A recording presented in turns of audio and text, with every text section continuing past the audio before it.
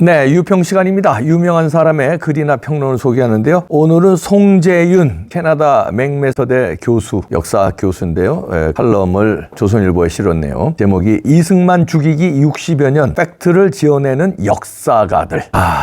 끔찍한 얘기들이죠. 네, 일단 그대로 읽어드립니다. 송재윤의 슬픈 중국, 변방의 중국몽 20회입니다. 악마는 디테일에 있다. 서울대학교 국제대학원의 한 유명 교수 역사학자가 2년 전 어느 대중 강연에서 1952년 최초의 국민 직선제로 치러진 대통령 선거를 통해 제2대 대통령으로 선출된 이승만 대통령을 폄훼하면서 이렇게 말했다. 그 당시에 문맹률이 높은데 누가 기호 1번 차지하느냐가 되게 중요하거든요. 이승만 대통령이 기호 1번이에요. 당연히 당선되는 겁니다. 이건 뭐 기본적으로 이승만 대통령이 강한 권력을 차지하게 되는 거고요. 이 역사학자는 이날 강의에서 김구도 김규식도 없는 1952년 상황에서 국민이 아는 정치인이라곤 이승만이 유일했으며 전쟁 중이라 다수 국민은 정치엔 관심이 없었을 뿐더러 유권자 대부분은 문맹이어서 누구든 기호 1번을 달고 나오면 당선되는 게 당연했다는 주장을 마구 펼쳐댔다. 이승만이 제2대 대통령 선거에서 당선된 이유는 이승만에 대한 국민적 지지도 승인도 아니라 국민적 무관심과 무지의 결과였다는 기괴한 해석이다. 독재자 이승만, 이 이민주적 속임수로 우매한 대중을 기만하여 독재 권력을 연장했다는 86세대 좌편향 학자들의 전형적인 논법인데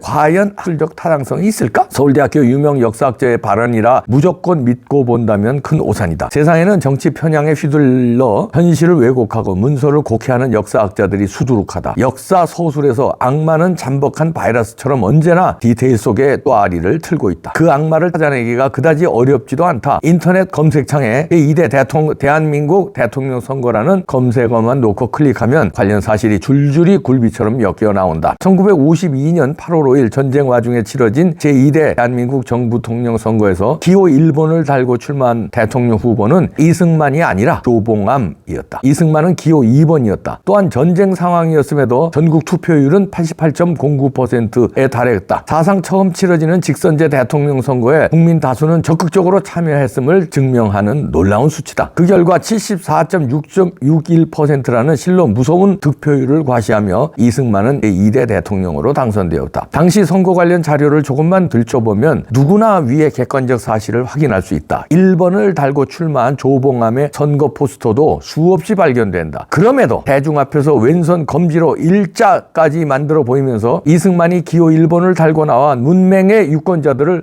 무조건 1번을 찍었다고 단언하고 있는 저 역사학자는 대체 왜 무슨 생각으로 그런 뻔한 거짓말을 하는가? 무엇을 바라고 어떤 정치적 목적으로 그런 가당찮은 허위 정보를 퍼뜨리는가? 직접 확인도 하지 않고 지레짐작을 객관적 사실처럼 꾸며서 말했다면 용서받기 힘든 학문적 부정직 academic dishonest이다. 이승만을 폄훼하기 위해 고의로 그런 거짓을 말했다면 이념적 인격 살인이며 살해이며 정치적 역사 날조이다. 역사학자의 거짓말을 폭로한 영화감독. 이 역사학자의 터무니없는 오류를 내게 알려준 인물은 최근 전국에서 상영 중인 다큐멘터리 영화 건국전쟁을 만든 김덕영 감독이다. 2023년 4월 중순 김덕영 감독은 캐나다에 있는 나와의 첫 전화통화에서 건국전쟁의 기획 의도를 소상히 알린 후 말했다. 저 역사학자의 말이 진짜인지 검증하기 위해 1950년대 선거 포스터를 샅샅이 찾아봤는데 이승만은 단 한 번도 기호 1번을 달고 대선에 출마한 적이 없다는 사실을 확인했다고. 김덕영 감독이 조사한 바와 같이 1952년 기호 2번으로 출마했던 이승만은 그 이후 대선에서도 기호 1번으로 출마한 적이 없다. 1956년 대통령 선거에서는 기호 2번이었고 1960년 선거에서는 기호 3번을 달고 있었다. 반복하지만 1952년 선거는 물론 그 이후의 대통령 선거에서도 이승만은 단 한 번도 기호 1번을 달고 출마한 적이 없다. 김덕영 감독은 역사를 연구하고 가르쳐서 봉급받고 먹고 사는 전문적인 역사학자가 아니다. 그는 과거의 문서와 영상을 발굴해서 대중의 눈앞에 생생하게 과거의 실상을 재현하는 다큐멘터리 영화 감독이다. 다큐멘터리 영화 감독이 전문 역사학자의 과거사 왜곡을 밝혀내고 엉터리 해석을 물리치는 힘은 모순과 부조리를 거부하는 시민의 상식과 거짓을 물리치려는 인간의 정직함에서 나온다. 누구든 진실 규명의 의지를 품고 집요하게 역사적 기초 사료를 발굴하고 탐구하면 역사학자는 왜곡 왜곡과 궤변을 오로지 팩트에 근거해서 허물어 버릴 수 있다. 역사학은 절대로 역사학자의 전유물이 아니다. 시민사회가 눈을 부릅뜨고 정치화된 역사학계의 상습적 역사 왜곡을 낱낱이 밝혀나갈 때 대한민국 현재사를 보는 국민의 시각이 바로 잡힐 수 있다. 대중 강연에서 이승만이 기호 1번을 달고 나와서 문맹의 유권자들에게 몰표를 받았다고 거짓말을 해대는 역사학자가 달아나는 청소년의 머릿속에 그릇된 역사관을 심어주는 이 현실을 이제는 근본적으로 고치고 바꿀 때가 됐다. 김영삼 정권 때의 역사 바로 세우기 대신 지금은 현실 바로 세우기를 위해서 역사를 제대로 탐구해야 할 때다. 1980년대 이래로 디테일에 악마를 숨긴 섬뜩한 거짓의 역사관이 대한민국이란 열린 사회의 공론장을 점령하고 오염시왔기 때문이다. 한편 건국전쟁은 현재 누적 관객 수 10만 명을 넘기는 흥행가도를 달리고 있다. 역사적 진실을 밝히려는 김덕영 감독의 작가정신과 예술혼이 거짓 뉴스와 허위 정보를 마구 엮어서 일방적으로 이승만 악인전을 지필해온 역사학계의 고루한 시대 착오와 부족주의를 송두리째 뒤흔들고 있다. 그 어떤 역사가의 전문 지식도 정직한 시민의 상식을 이길 수 없다. 하물며 기호 2번을 1번이라고 조작하고 88.09%의 투표율을 보인 유권자를 무관심한 군중이라 둘러대고 이승만 대통령을 선출한 74.61%의 유권자를 닥치고 1번만 찍는 문맹의 무지랭이로 몰아가는 황당무계한 역사 왜곡의 주체임에라. 슬픈 중국에서 왜 한국 현대사를 논하나? 독자로서 슬픈 중국이란 제명 아래 왜 전근대 한국사를 논하고 왜 또 이승만 전 대통령에 대해 이야기하는지 의아해할 수 있다. 쉽게 말해 그 이유는 동아시아의 오랜 역사에서 중국 문명의 영향이 절대적이었기 때문에 특히 조선에서 왕조 멸망의 전야까지 다수 유생이 오매불망 명나라를 그리면서 위생 척사의 고립에 빠져 있었다. 중국을 대국으로 숭상하는 오랜 전통의 관성은 실로 강력하여 일제강점당의 식민 지배를 겪고 난 후에도 한반도 지식인들은 중국을 향한 존경과 흠모를 극복하지 못했다. 중국 마오쩌둥의 대규모 파병으로 파멸을 면한 북한 김일성은 마오쩌둥의 자력갱생을 그대로 베껴서 주체 사상을 만들고는 마오쩌둥식 대중옹원과 애민 지배를 그대로 내내었던 마오쩌둥의 꼬맹이 동생 리틀 브라더였다. 김일성의 남침으로 3년의 참혹한 전쟁을 겪었던 대한민국의 지식인들도 중국을 숭모한 점은 마찬가지였다. 특히 1970년에서 80년대 노무현 문재인 전 대통령이 사상의 스승으로 떠받던 저널리스트 리영희의 중국 관련 서적들은 소위 진보 세력의 의식을 지배하는 운동권의 바이블이 되었다. 문제는 리영희의 저서들이 마오쩌둥을 미화하고 칭송하는 중국 공산당 선전물을 방불케 한다는 점에 있다. 60년에서 70년대 한국 대다수 언론은 외신을 통해서 중국 문화혁명에 관한 꽤 상세하고 객관적이며 정확한 보도를 일상적으로 전하고 있었다. 한국의 대중은 날마다 신문만 봐도 문화혁명의 참혹한 현실을 제대로 파악할 수 있었다. 리영희의 저서는 그러한 한국 사회에 중국 공산당의 선전물을 버젓이 옮겨와선 문명의 실상이라며 마오쩌둥의 인격 숭배까지 정당화하려는 지적 착오를 범했다. 리영희의 영향을 받은 대한민국의 진보 세력은 시대의 독재자 마오쩌둥을 존경하는 시대 착오와 최악의 전체주의 파시스트 김일성을 위대한 수령으로 섬기는 정신 착란을 연출했다. 그렇다면 리영희는 왜 마오쩌둥을 극찬했는가? 그 이념의 뿌리가 부한말 위정 척사파에서 이어지는 신중 사대주의의 황무지에 박혀 있었기 때문이다. 중국을 숭상하고 북한을 옹호하는 이들은 예외 없이 이승만에 대한 혐오감을 유감없이 드러낸다. 이승만은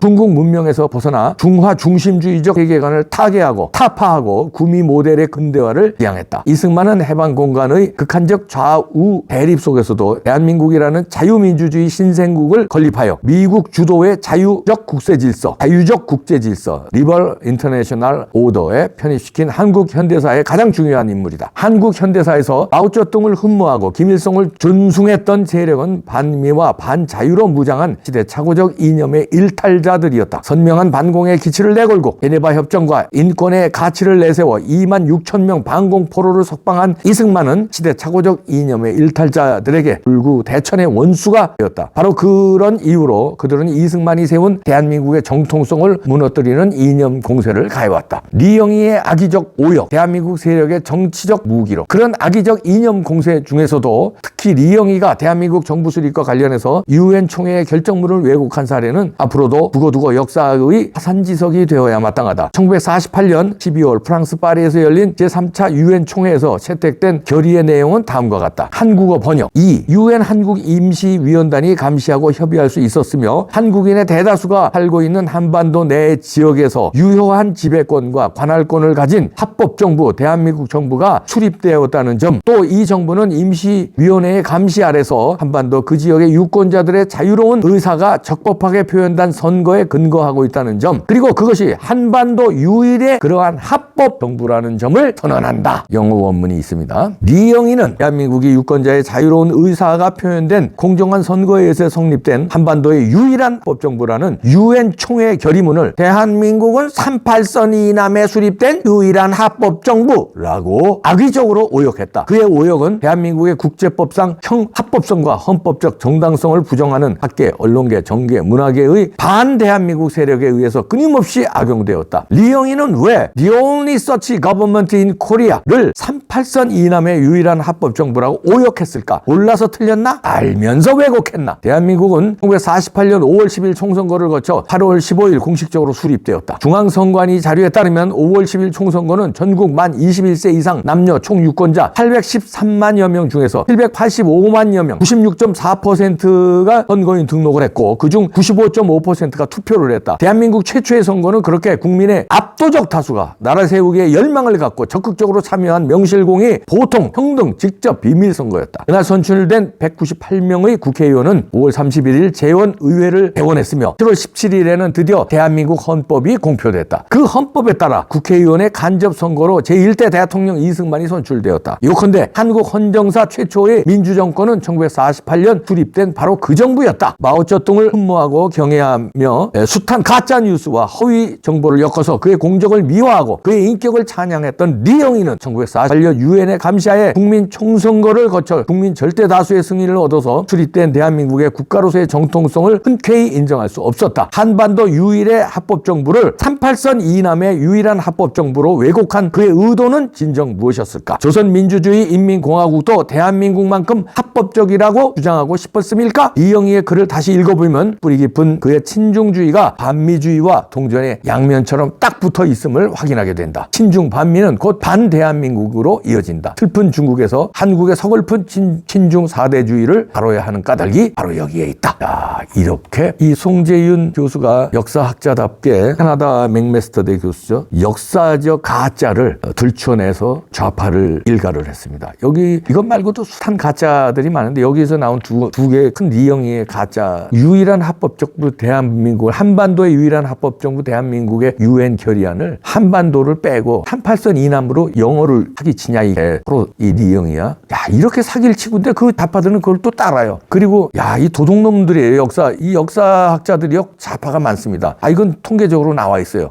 그리고 그 다음에 또 나왔죠. 기호 1번 이승만이 기호 1번을 받고 뭐 어쩌고 했다고. 기호 2번이었는데 야, 한 번도 기호 1번을 다른 적이 없는데 도둑놈들은. 자, 이번 건국전종 다큐멘터리 영화, 여기 송재윤 교수는 10만을 넘었다고 그랬는데요. 오늘 현재 18만 관객을 돌파해서 아마 이 방송을 보실 때는 20만을 넘겼을 겁니다. 저도 봤는데요. 인증샷 올립니다. 저도 봤죠. 이거 보시죠. 지금 대단합니다.